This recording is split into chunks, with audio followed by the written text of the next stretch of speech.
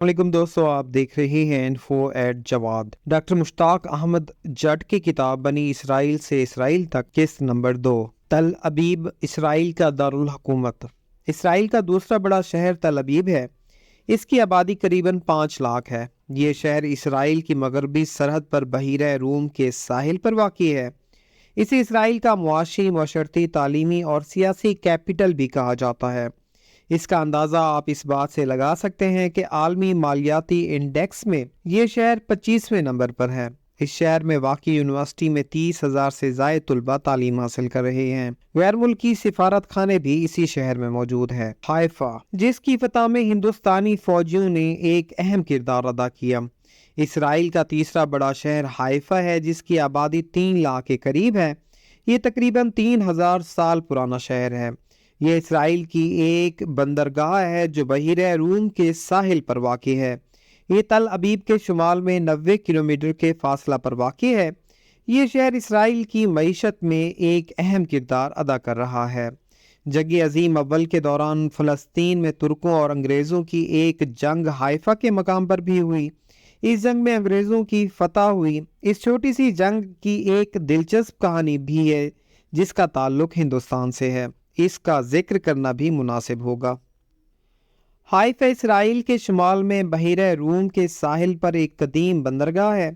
ये पहाड़ की ढलवान पर वाक़ई है। एक खूबसूरत शहर। तारीख से ये भी पता चलता है कि 2000 साल कबल भी ये बंदरगाह ज़ेर इस्तेमाल थी। तुर्कों के नज़दीक भी एक अहम शहर था। वो इसकी हिफाजत के लिए आखिरी दम तक लड़ते रहे।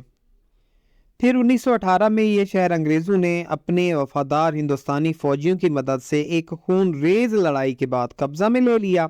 इस जंग में 40 से ज़ायद हिंदुस्तानी फौजी मारे गए। इनकी कब्रें भी इसी शहर में हैं। इस जंग की याद में अंग्रेज़ों ने दिल्ली के 3 मूर्ति चौक में 3 हिंदुस्तानी फौजियों के मुजस्मे भी बना रखे हैं। नेतन्याहू भी इस मकाम पर आया और उसकी फरमाइश पर अब इस चौक का नाम हाइफा 3 मूर्ति चौक है। याद रहे, ये उसी दौर का मुजस्मा है जब हिंदुस्तान में मुसलमान खिलाफत बचाओ तहरीक चला रहे थे।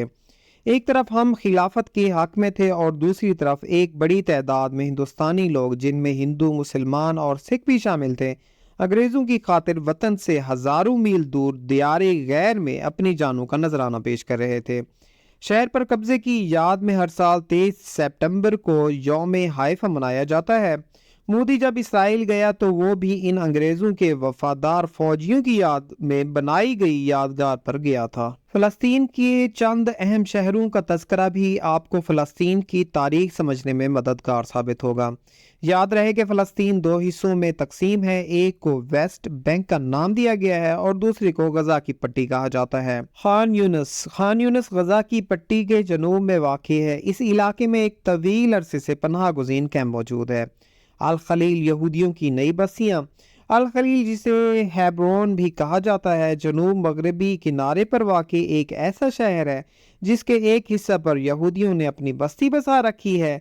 ये यरूशलेम से 30 किलोमीटर के फासले पर है। गजा के बाद फ़लस्तीनी इलाकों का ये दूसरा सबसे बड़ा शहर है। इसकी आबादी 2.5 लाख के करीब है। इस शहर के कुर्बो जवार में कई तारीखी और मुकद्दस मकामात भी मौजूद हैं, जिनमें एक गार भी शामिल है। ये यहूदियों के नज़दीक यरूशलेम के बाद दूसरा मुकद्दस शहर है। इस शहर का कंट्रोल भी फ़लस्तीन और इसराइल दोनों के पास है। इस लिहाज से ये शहर इंतज़ामी मामलात में 2 हिस्सों में तकसीम है। नाबलस, फ़लस्तीन का एक तिजारती शहर। नाबलस शुमाली मगरबी किनारे का एक शहर है जो यरूशलेम के शुमाल में तकरीबन 50 किलोमीटर के फासला पर वाक़ई है।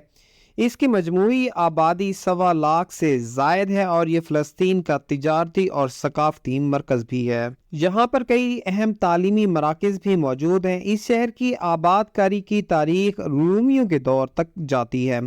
गजा की पट्टी एक खुद मुख्तार फ़लस्तीनी इलाका। ये बहीरा रूम के मशरकी साहिल पर एक इलाका है जिसके जनूब मगरब में मिस्र वाक़ई है और इसके साथ इसकी सरहद की लंबाई 11 किलोमीटर है। मिस्र से मुत्तसिल इलाके में फ़लस्तीन का शहर राफ़िया वाक़ई है, जबकि इसकी मशरकी और शुमाली सरहद इसराइल से लगती है जो 51 किलोमीटर तवील है।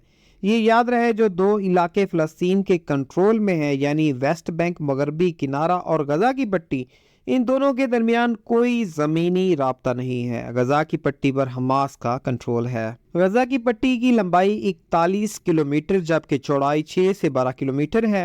اس کا کل رقبہ 365 مربع کلومیٹر ہے۔ اس جگہ پر 20 لاکھ کے قریب فلسطینی آباد ہیں۔ یہ دنیا کا تیسرا گنجان آبادی والا علاقہ ہے۔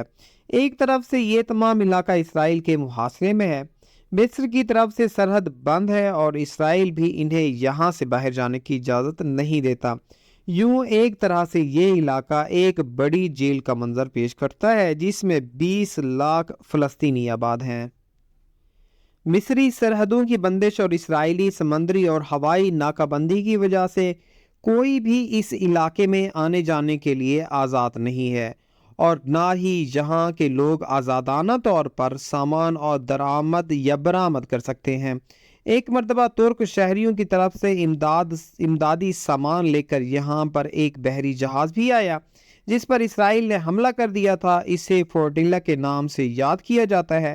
یہ 2010 کا واقعہ ہے اور اس حملے کے نتیجے میں 9 کارکنان بھی ہلاک ہوئے۔ تاریخ سے یہ بھی پتہ چلتا ہے کہ عثمانی سلطنت کے دور میں غزہ اس کا ایک اہم حصہ تھا۔ سلطنت عثمانیہ کے خاتمہ کے بعد یہ علاقہ انگریزوں کے قبضے میں چلا گیا۔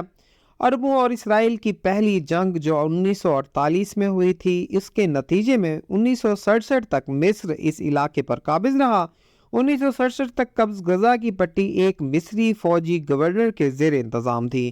بعد ازاں اس پر اسرائیل نے قبضہ کر لیا۔ پھر ایک وقت آیا جب 1993 میں اوسلو معاہدے کے تحت اس علاقے کو محدود خود مختاری دے دی گئی۔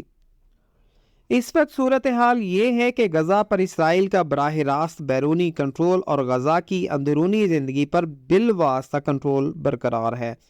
اسرائیل کو غزہ کی فضائی، سمندری اور 7 زمینی گزرگاہوں کا مکمل کنٹرول حاصل ہے۔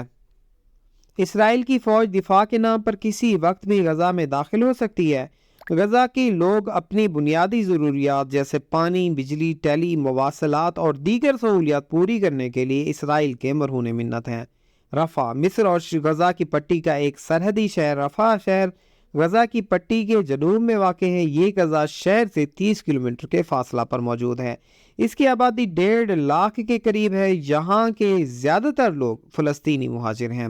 اس علاقے سے اسرائیل کے اعلان میں دستبرداری کے بعد اسے 2 حصوں میں تقسیم کر دیا گیا، جن میں سے ایک حصہ فلسطین کے پاس اور دوسرا مصر کے پاس ہے۔ اس طرح کئی خاندان بھی تقسیم ہو گئے۔ فلسطین کے لوگ یہیں سے مصر آتے جاتے ہیں۔ اسے رفح بارڈر کراسنگ کا نام دیا گیا ہے۔ یہاں پر یاسر عرفات بین الاقوامی ہوائی اڈہ بھی تھا جسے اسرائیل نے تباہ کر دیا۔ شہر کو 2 حصوں میں تقسیم کرتے وقت بفر زون بنانے کے لیے شہر کے ایک وسیع علاقے کو بھی خالی کروا دیا گیا۔ مغربی کنارہ فلسطین کا ایک حصہ 1948 کی عرب اسرائیل جنگ میں اردن نے دریائے اردن کے مغربی کنارے پر قبضہ کیا اور اس کا نام ویسٹ بینک یا مغربی کنارہ رکھا گیا۔ اب اسے ہم اردو میں بھی ویسٹ بینک کے نام سے ہی پکارتے ہیں۔ یہ علاقہ 1967 تک اردن کے قبضے میں رہا، پھر وقت بدلا اور 1967 میں ہونے والی 6 روزہ عرب اسرائیل جنگ میں اسرائیل نے اس پر قبضہ کر لیا۔ اس طرح یہ علاقہ اسرائیل کے قبضے میں چلا گیا۔ آخر کار اوسلو معاہدے کے تحت یہ علاقے فلسطین کے کنٹرول میں آ گئے۔ دوستوں، امید کرتا ہوں یہ ویڈیو آپ کو پسند آئی ہوگی۔ مزید ایسے انفارمیٹو ویڈیوز کے لیے جڑے رہیے انفرٹ جواد کے ساتھ۔ شکریہ۔